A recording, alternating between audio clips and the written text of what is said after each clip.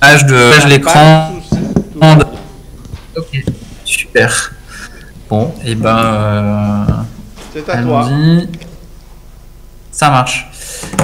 Bonjour à tous, Antoine Cheyès, je suis le PDG et fondateur de Naturalpad. Et chez Naturalpad, on fait des jeux vidéo basés sur le mouvement. Alors, je vais partager mon écran. Et je voulais...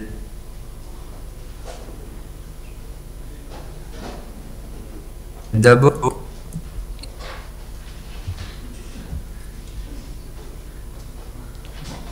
que ça marche. Voilà. Donc notre produit s'appelle Medimove. On utilise le capteur Kinect de Microsoft pour capter des mouvements. Ça ne marche pas. On ne te voit plus et on ne voit pas la présentation. Ah oui. Ah, bon.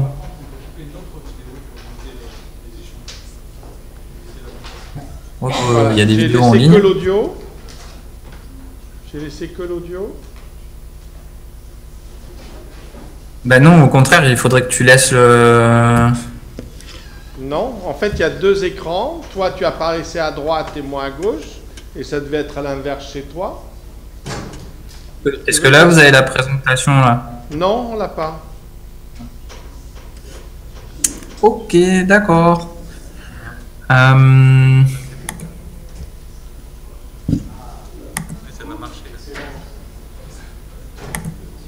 Super. Est-ce qu'on peut faire autre chose du coup?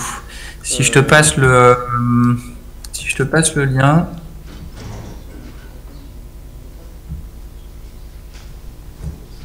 Tu as Hangout ou pas? Non, Hangout, on peut passer des choses. Normalement, là aussi, on devrait pouvoir passer des choses. Donc, j'ai peur que ce soit le réseau sur lequel je suis ici qui limite un peu. Pascal, en bas à droite de l'écran, tu dois avoir un lien vers un Google Doc. Oui. Un lien vers un Google Doc, où ça? En bas à droite de l'écran, il y a une petite zone où on peut parler l'un avec l'autre. Ok, parfait. Voilà, et si tu cliques là-dessus, tu dois arriver sur la présentation Segamed. Je t'ai envoyé une demande d'autorisation. Okay. C'est un petit jeu, hein, on n'avait pas répété avant, on était désolé. Voilà, dans ces cas-là, c'est toujours simple, la technologie marche toujours bien dans ces moments-là. Voilà.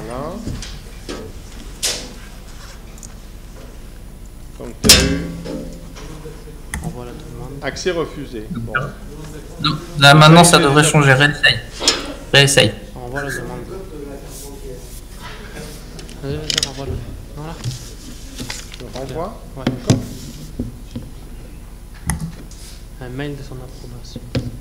Et là, je l'ai partagé avec vous, là, je l'ai validé. C'est parfait. Ça marche? Ouais, ok, ça super. Marche. Bon, ben, on va faire comme ça, je vais... Bon.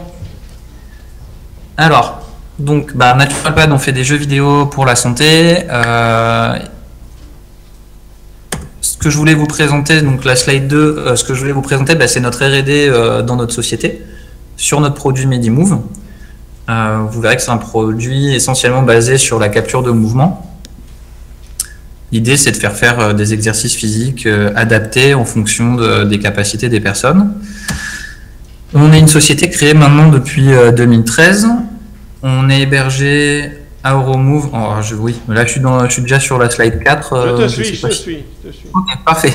Donc, on est une société basée à Euromove, un laboratoire spécialisé dans les sciences du mouvement à Montpellier, à 5 minutes du CHU de Montpellier. On retrouve dans l'équipe d'Euromove des PUPH du CHU de Montpellier et des PUPH du CHU de Nîmes, en particulier des personnes venant du secteur MPR, donc médecine physique de réadaptation, et gériatrie. On est une équipe de 10 personnes aujourd'hui avec un fort background culturel recherche.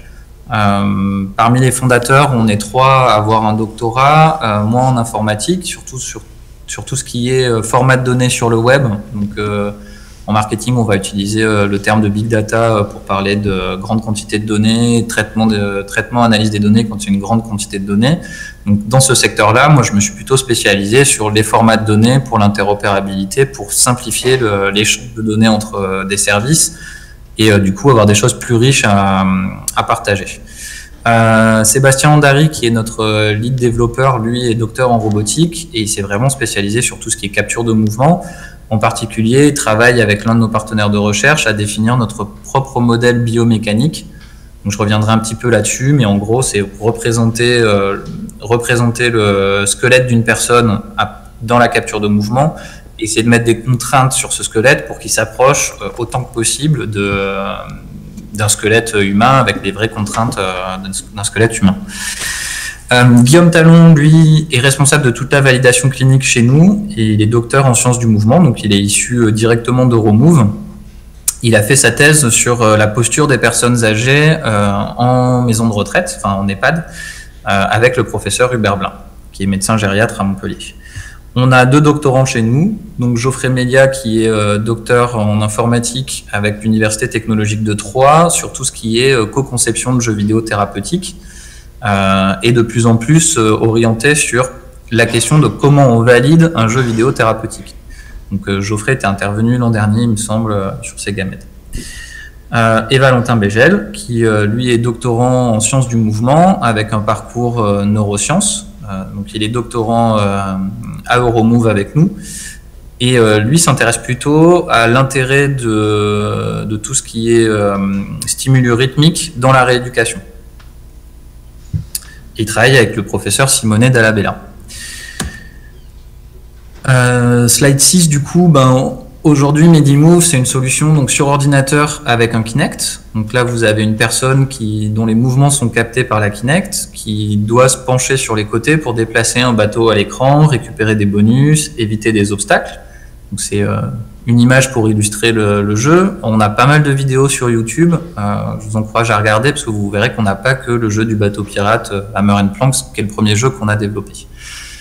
On a mis à peu près 2 ans avant de pouvoir commercialiser le produit parce qu'il y a toute la problématique, c'est un dispositif médical aujourd'hui, donc il a fallu qu'on démontre son efficacité par des études cliniques, qu'on mette en place une prévention des risques avec tout ce qui est matériaux-vigilance, et puis qu'on rédige les documents qui nous ont permis de faire l'autodéclaration CE et dispositif médical. Donc ça fait un peu plus d'1 an maintenant dispositif médical de classe 1 et qu'on commercialise Medimove auprès des maisons de retraite, enfin des EHPAD essentiellement. On a fait un peu plus de 90 démos cette année, on a 58 EHPAD qui sont clients de notre solution. Sur ces 58 EHPAD, on a réussi à en engager à peu près une vingtaine, engagés sur un abonnement à 1 ou 3 ans. En gros, on a un peu plus de 1000 gamers de plus de 85 ans et on a un peu plus de 600 gamers qui sont vraiment des gamers réguliers qui vont jouer 3 fois dans la semaine.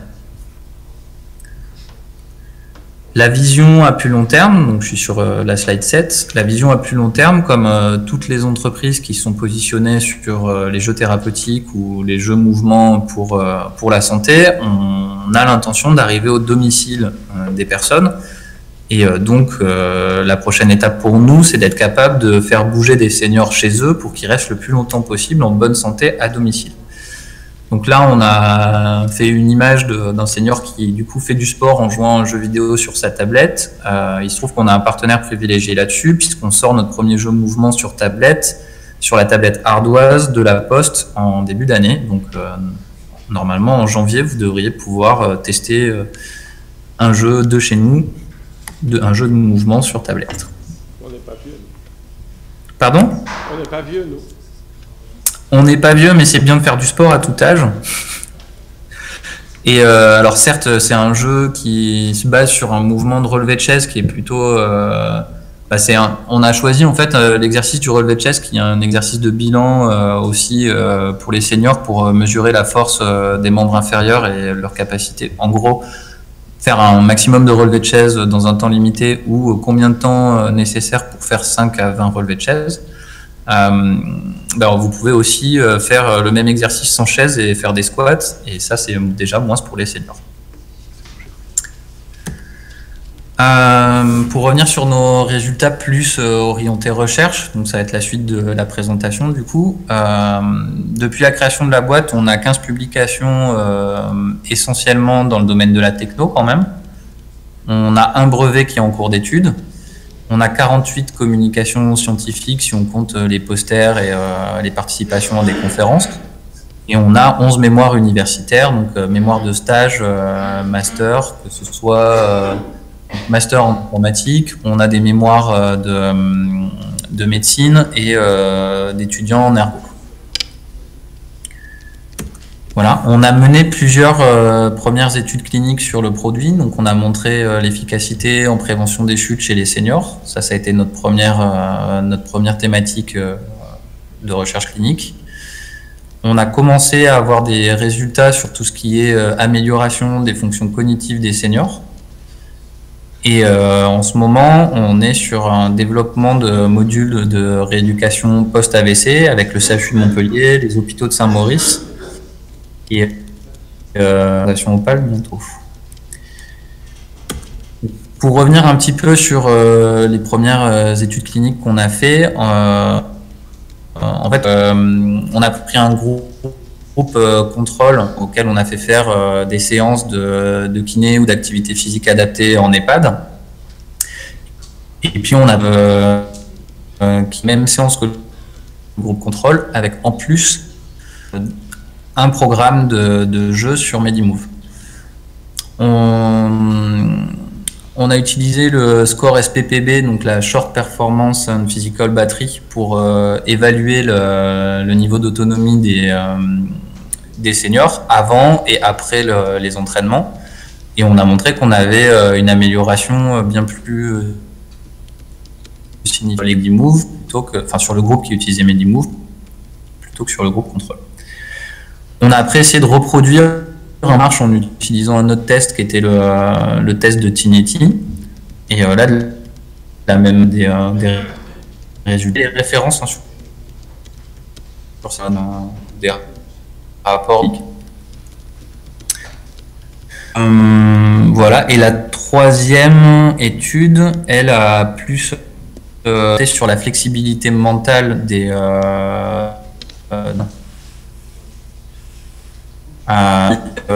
le temps de passage chez eux. Et pareil, on a remarqué que les seniors qui avaient pratiqué une activité avec Medimove avaient une mentale que ceux qui n'avaient pas utilisé Medimove.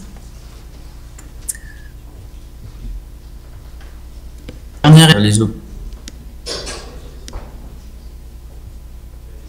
affaires, tout ça. En fait, ce qu'on regardait au jeu en étant adapté pouvait permettre de faire de la rééducation de la négligence spatiale gauche chez des patients ayant fait un AVC. Donc là, on a des résultats un peu plus mitigés, mais c'est une première étude. Voilà, donc on avait à peu près des mêmes scores et des scores un peu plus intéressants quand même sur Medimove. Bon, c'est une pré-étude, il va falloir qu'on la reproduise avec plus de monde et qu'on fasse plus d'entraînement aussi, qu'on adapte un petit peu le programme de rééducation.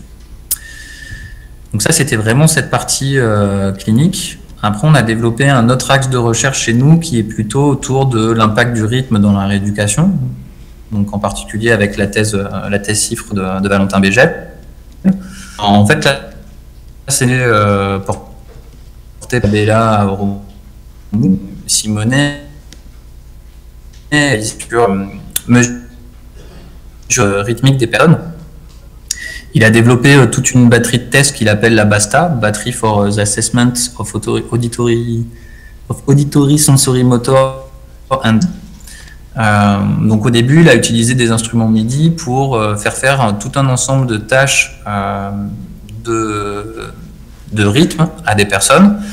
Et aujourd'hui, c'est l'une des meilleures batteries de tests dans ce domaine-là.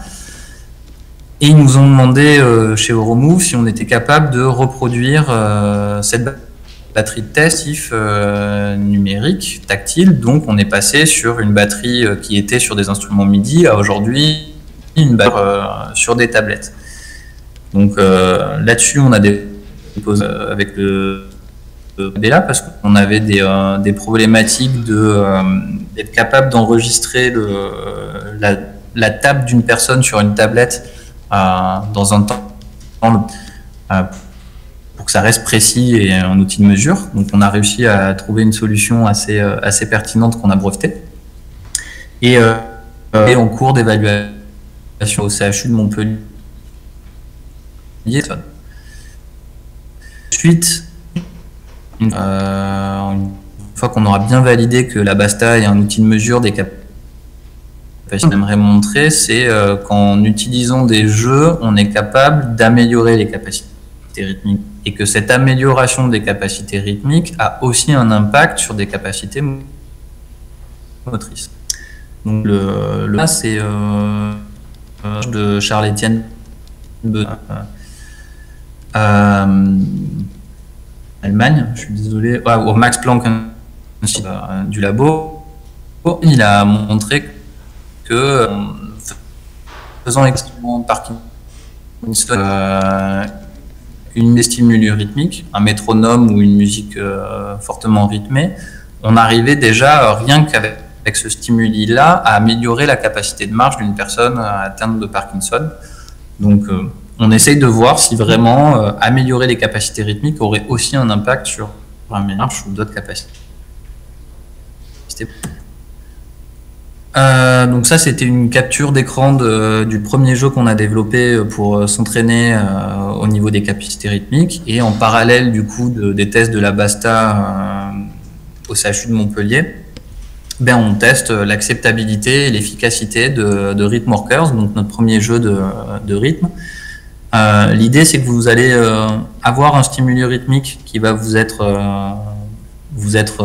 entendez un stimuli rythmique et vous allez devoir vous allez devoir taper sur l'écran en rythme avec cette musique. Au fur et à mesure de votre réussite, un bâtiment va se construire. Le constructeur en bas de l'écran c'est eux qui réalisent le bâtiment, mais ils vont plus ou moins bien le réaliser. On ne pouvait pas plus rythmique visuel sans nous on cherche le stimuli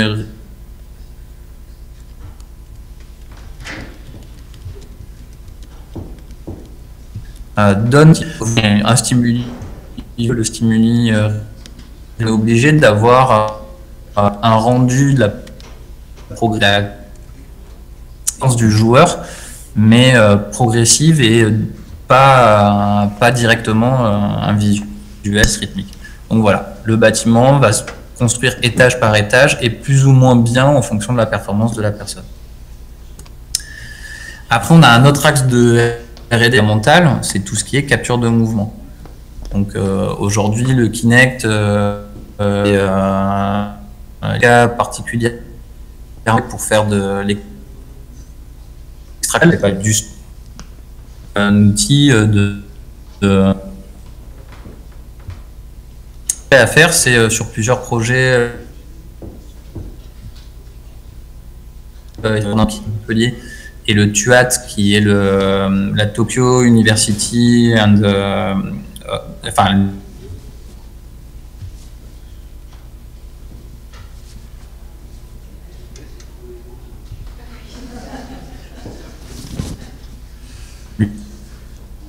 On a un petit souci de son là. On a cherché. Donc on a fait un travail avec le TUAT, le LIRM et Arnaud Duperron qui est PUPH au CHU de Nîmes avec une Kinect et une façon de la positionner, une façon de positionner le patient. On était capable de mesurer la courbure du dos, d'une personne qui peut être atteinte du coup d'une scoliose ou d'un problème de dos. On travaille aussi avec le CHU de Montpellier, donc ça fait l'objet d'un poster aux EMPR l'an dernier. On travaille aussi sur développer un outil de mesure de la compensation abdominale lors d'un déplié du coude chez une personne post-AVC.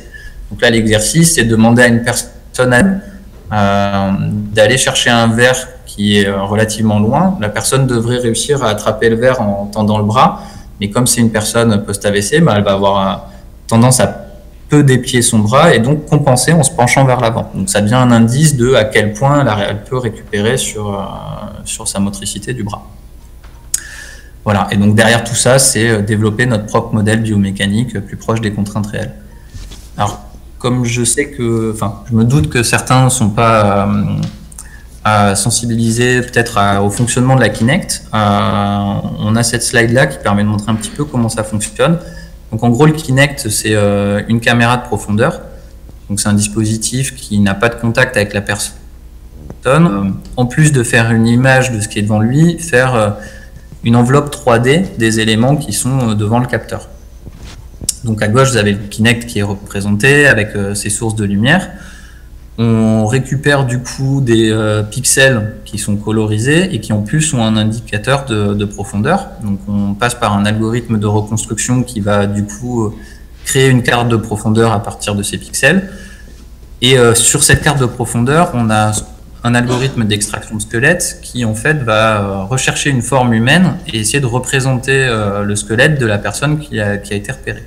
Donc là, vous avez un squelette en bas à droite qui est dessiné. Donc c'est vraiment un fil de fer. C'est ce qu'on obtient avec l'algorithme d'extraction de squelette de Microsoft, l'algorithme officiel. Donc en temps réel, vous avez un fil de fer qui est dessiné. Sauf que ce fil de fer, il a une vingtaine d'articulations seulement. Et la longueur des joints peut changer d'une image à l'autre.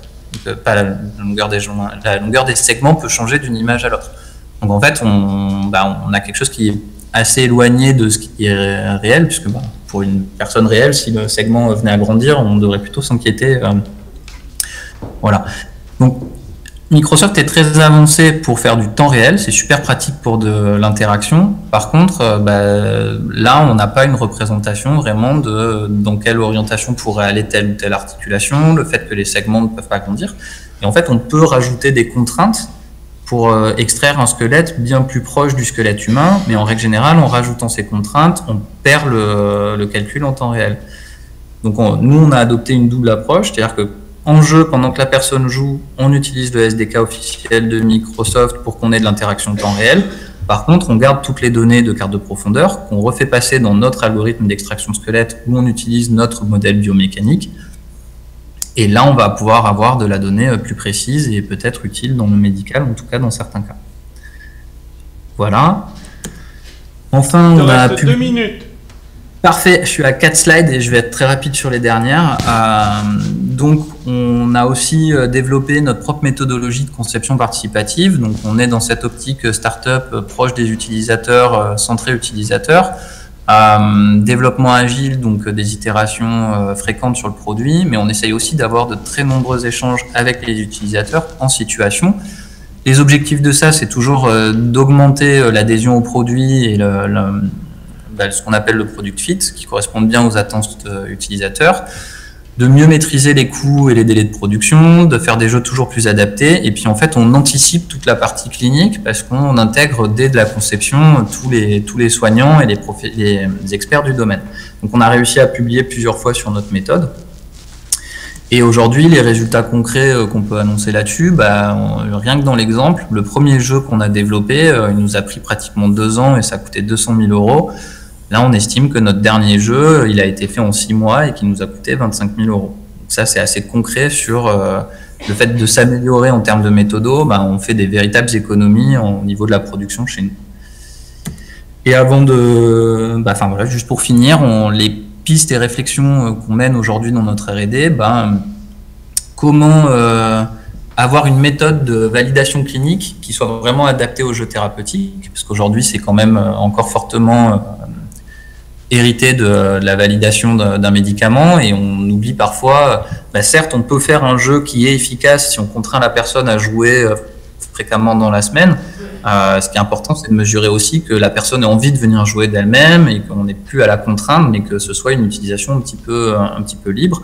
Donc voir ce côté motivation et envie de jouer. On a envie de devenir un outil de mesure et d'évolution des capacités des personnes. Donc aujourd'hui, on est dispositif médical de classe 1, mais on n'est pas un dispositif médical de mesurage. Donc on aimerait démontrer suffisamment la précision et la reproductibilité de notre mesure pour devenir un outil de mesurage. Et puis on aimerait gratter un petit peu les limites de l'auto-rééducation, parce que tous les acteurs du domaine, et j'ai commencé là-dessus, on a envie d'aller sur du B2C. Donc qu'est-ce qui va se passer quand on va dire à des gens, vous pouvez faire des exercices chez vous qui sont adaptés et qui vous permettent de vous soigner. Quel est le rôle du soignant encore dans cette approche-là? Comment on développe une méthode qui soit éthiquement acceptable et pour la profession et qui n'ait pas de risque non plus pour les utilisateurs. Voilà, je vous remercie pour votre temps. Merci Antoine. Il y a un très beau... Si vous avez des questions, allez-y. Il y a un très beau néologisme là, l'évolution. Tu l'as noté? Ouais, j'ai repéré. Et c'est très intéressant. Aujourd'hui, on fait la chasse au néologisme et donc l'évaluation. Est-ce qu'il y a des questions dans la salle? Je vais les redire parce qu'on a autant la sortie marche, autant l'entrée ne marche pas. Donc, c'est moi qui reformulerai les questions. Est-ce qu'il y a des questions, Antoine? Et moi, j'en avais une. Il n'y a pas de kiné dans la salle. Si tu vois ce que je veux dire. C'est-à-dire non, pas du tout. Je n'anticipe pas ta question. Vas-y. Il y a aussi les ostéopathes. Et la question qui me brûle les lèvres, c'est de dire, finalement, ok, tu as fait des choses sur les patients, mais finalement, le bon mouvement dans les bonnes positions, est-ce que c'est quelque chose qui te... il faut que je parle, il faut que je... Moi, je t'entends bien. Hein. Tu m'entends bien, mais c'est les autres qui ne m'entendent pas dans le micro, là, en fait. Bon, et donc, voilà, là, tu m'entends encore mieux, je pense. Merci. L'idée, c'était de se dire, est-ce qu'on peut utiliser ces techniques-là pour l'enseignement en kiné, mais il n'y a pas que les kinés qui font les mouvements, il y a les rhumatos, il y a d'autres personnes. Donc là, on est dans une vision, en fait, thérapeutique. Est-ce qu'on pourrait être dans une vision un petit peu en amont sur des bonnes pratiques, par exemple? Alors complètement. Le projet de recherche que je défendais hier soir avec Guillaume, on est en train de développer là... le projet, j'espère qu'il sera financé. S'il est financé, on va pouvoir aller plus loin que ce qu'on a déjà fait. On est en train là de travailler sur l'apprentissage des bons gestes et postures au travail, donc de faire de la prévention des TMS dans un certain secteur professionnel. Mais l'idée derrière, c'est aussi, donc on travaille aussi avec un kiné de Montpellier là-dessus. On peut apprendre aux gens à bien se tenir, à bien bouger au travail. Et il se trouve que les kinés aussi ont besoin d'apprendre les bons gestes pour bien manipuler leurs patients. Et donc, voilà, moi je crois qu'on peut le faire. On n'a pas encore démontré, on n'a pas encore les résultats, mais je pense qu'on peut le faire. Et je vois pas pourquoi on pourrait pas le faire. Donc on va essayer de démontrer ça dans nos prochaines évolutions en tout cas. Tu as un commentaire? Ça répond à ta question? Oui. Ah parfait. Ok. Il y a un commentaire? Oui, moi j'aurais juste un commentaire, Antoine, sur cette présentation. Il faudrait aller voir sur Internet un projet qui s'appelle Living Book of Anatomy. C'est un sujet qui va vous intéresser, qui parle exactement de... J'ai pas vu. Living Book of Anatomy. Ouais, c'est ça. Living Book of Anatomy. Donc le livre vivant d'anatomie. Ok, donc je l'ai noté sur le côté, je vais essayer d'aller voir ça. Ouais. Et c'est un anatomiste qui te le dit. Ok, super. Bon, il est plus spécialisé dans le cerveau, mais enfin, il est anatomiste quand même. Bon, il y a d'autres questions dans la salle? Écoute Antoine, merci beaucoup de cet exercice. On t'applaudit encore parce que je pense que on a failli te perdre. Merci beaucoup. Le réseau un peu merdé, on a failli te perdre. On entendait un mot sur deux, mais ça n'a pas duré longtemps. Ne t'inquiète pas.